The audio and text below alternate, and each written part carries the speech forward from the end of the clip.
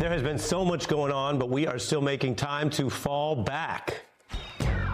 And we are joined by two very special guests. You know Professor Jason Johnson, MS Now analyst, who is such a friend of the beat that he is actually the beat some nights. He is one of our favorite guest hosts. He's been on Fallback with many legends, from You God to Kenny G.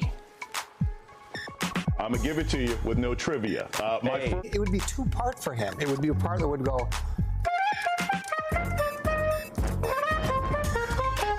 and then it would be, because he's a nerd, but he's also got soul. That was Kenny's wonderful little medley for him. Antoine Ish Marby makes his debut tonight. If you are anywhere in the podosphere, you already know this Renaissance man who goes by Ish.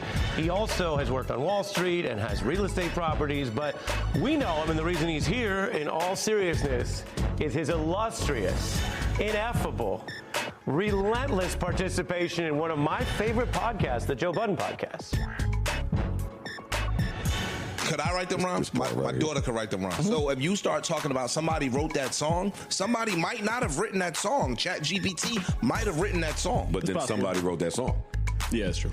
If ChatGPT wrote the song, then somebody wrote the song. Yo, dog, that would be the first thing I would do. If I was like wealthy. Learn how to fight? No, you would just take a different level of martial arts. What do you think your aura Gives off. In the jean shorts. I wouldn't know what it gives off because I'm not the recipient. Do you believe black people should get reparations? No, I think black people should get equity, and I think the two are different. Like when you be going through stuff, is the studio and the music your getaway? Exactly. Yes. You know what I'm saying? That's why I was saying it's easy. That's a safe space because I can be free.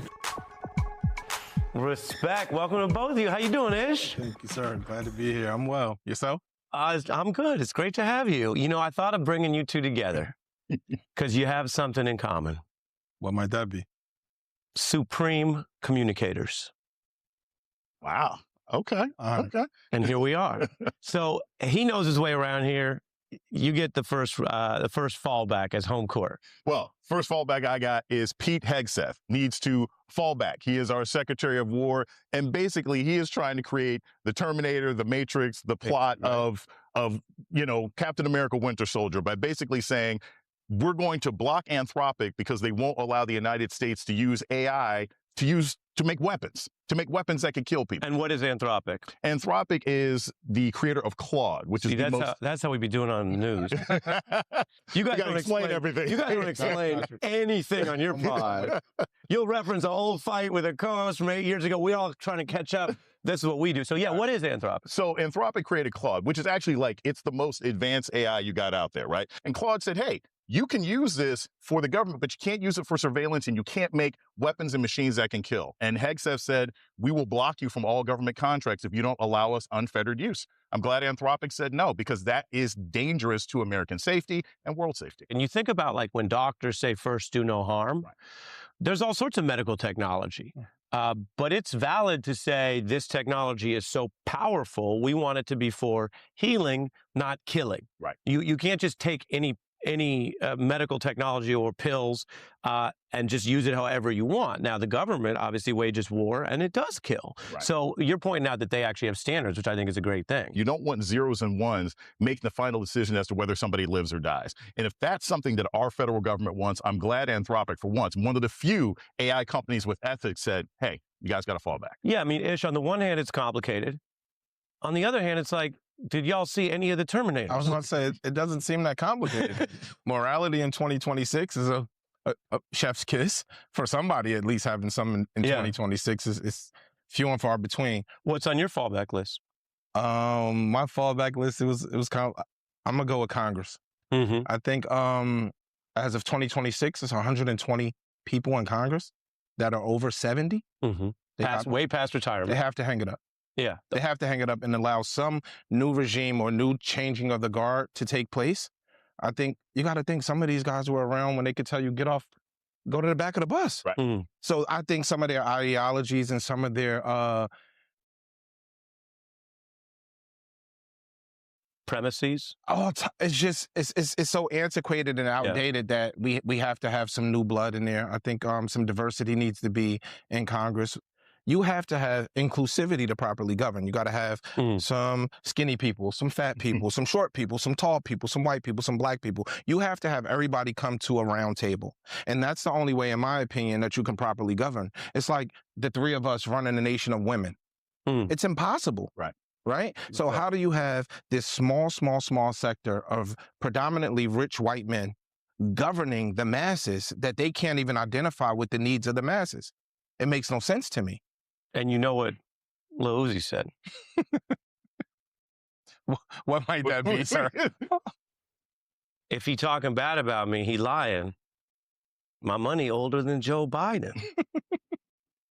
I doubt if Uzi's money's that old, but it's fine. Like, wow, you're fact checking the rap. Right, unless he got like a buffalo coin, that's pretty old. Indian head nickel. Well, why would it be good for him to have old money? Let's break down the bar. He's saying it's almost like generational wealth, like maybe he's got more money than you know about. I'm sure he's making a ton of money. Be clear, I'm sure he's making a ton of money. I don't know. Yeah.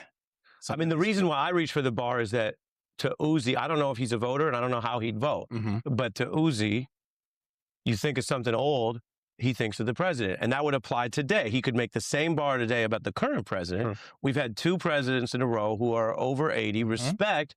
But the question is our system working or is something happening that's even bigger than partisanship?